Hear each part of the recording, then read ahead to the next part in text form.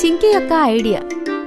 చాలా సంవత్సరాల క్రితం చింకీ తన కుటుంబంతో కలిసి ఒక నగరంలో ఉండేది. వాళ్ళు కాకుండా ఇంట్లో పూజ అని ఒక పని మనిషి కూడా ఉండేది. తను ఇంటి పని మొత్తం చేసేది. అమ్మగారు, ఇంట్లో పనంతా అయిపోయిందమ్మా. సరే, ఇక తొందరగా వంట చేసేయి. అమ్మగారు, వంట పని అయిపోయిందండి. సరే, త్వరగా స్కూల్కి వెళ్ళి చింకీని తీసుకునిరా. అమ్మగారు, చింకీని తీసుకొచ్చానమ్మా. ఇంకా ఇలానే రోజులు బానే గడిచేవి. కాని ఒకరోజు పూజకి ఒంట్లో బాగోదు. అమ్మగారు, నా ఒంట్లో ఇప్పుడు అస్సలు బాలేదమ్మా. ఇప్పుడు నేను పని చెయ్యలేనమ్మా. పర్వాలేదులే పూజ, నువ్వీరోజు సెలవు తీసుకో. సెలవు తీసుకుని పూజ ఇంటికి వెళ్ళిపోతుంది.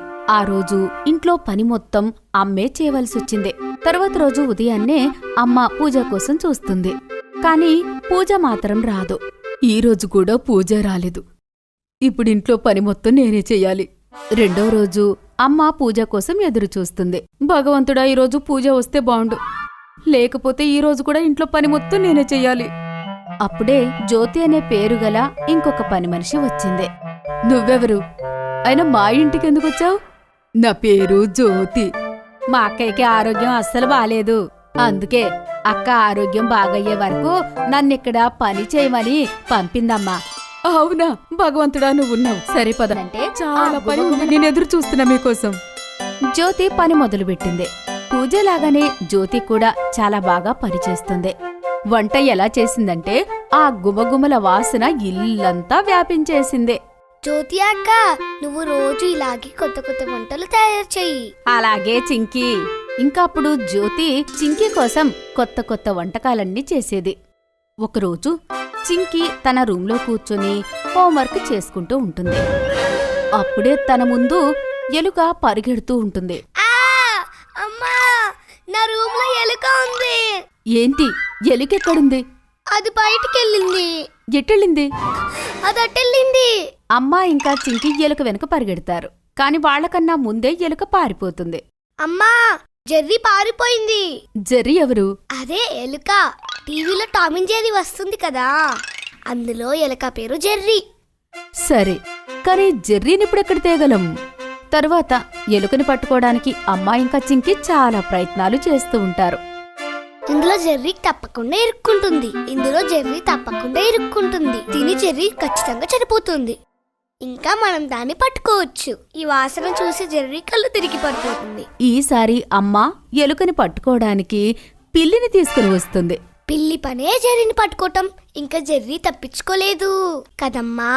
కాని పిల్లికి ఎలుక దొరకనే లేదు. అమ్మ ఓడిపోయి ఇలా అంటుంది, పోనివ్వు, నేను ఓడిపోయాను. కాని చింకీ ఓటమిని ఒప్పుకోదు. ఆ ఎలుకని పట్టుకోవడం గురించి ఆలోచిస్తుంది. నేను ఎలుకని పట్టుకొని తీరుతాను. తరువాతి రోజు చింకీ తన రూంలో కూర్చొని హోంవర్క్ చేసుకుంటుంది. అప్పుడు తను చూస్తుంది, ఆ ఎలుక చింకీ టేబుల్ మీద ఉన్న గిన్నెలో తాను వదిలేసిన హల్వా తింటూ ఉంటుంది. అది చూసి తనకి అంతా అర్థమవుతుంది. ఇంకా తను పరిగెడుతూ తన అమ్మ దగ్గరికి వెళ్తుంది. అమ్మా, నాకిప్పుడు అర్థమైంది జెర్రీని ఎలా పట్టుకోవాలో. చింకీ తన పంజరంలో హల్వాతో నింపిన ఒక గిన్నె పెట్టింది. ఇంకా దానితో ఒక తాడు కట్టి దూరంగా నిలబడుతుంది. కొంత సమయం తర్వాత ఆ ఎలుక హల్వా వాసన చూస్తూ వస్తుంది. ఇంకా అది అందులోకి వెళ్ళగానే చింకీ ఆ తాడు లాగుతుంది. ఆ పంజరం తలుపు మూసుకుపోతుంది. ఆ ఎలుక పంజరంలో బందీ అవుతుంది. హే, నేను జెర్రీని పట్టుకున్నాను. కాని నీకెలా తెలిసింది జెర్రీ హల్వా తినడానికి వస్తుందని? అది ఎలా అంటే, నేను నా గదిలో కూర్చోనుండగా నేను చూశాను, ఆ జెర్రీ జ్యోతి అక్క చేసిన హల్వా తింటూ ఉంది. నేను ఆలోచించాను, నాకు అర్థమైంది. ఎప్పుడైతే మన ఇంటికి జ్యోతి అక్క వచ్చిందో అప్పటి నుంచి ఎలుక మన ఇంటికి రావటం మొదలుపెట్టింది. అంతే, నాకు అర్థమైంది. అందుకే జ్యోతి అక్క చేసిన రుచికరమైన వంటలు తినటానికి మన ఇంటికి వస్తుంది. అరే వా చింకీ, నువ్వు చాలా మంచి ఆలోచన చేశావు. థ్యాంక్ యూ అమ్మా. ఈ విధంగా చింకీ కొత్త పని మనిషి చేసిన రుచికరమైన భోజనం వల్ల వచ్చిన ఎలుకని తన ఐడియాతో పట్టుకుంది.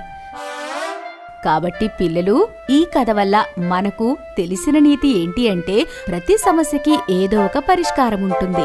అందుకే చింకీలాగా ఓటమిని ఒప్పుకోకుండా ఆ ప్రాబ్లం యొక్క సొల్యూషన్ ని వెతకాలి. అర్థమైందా పిల్లలు?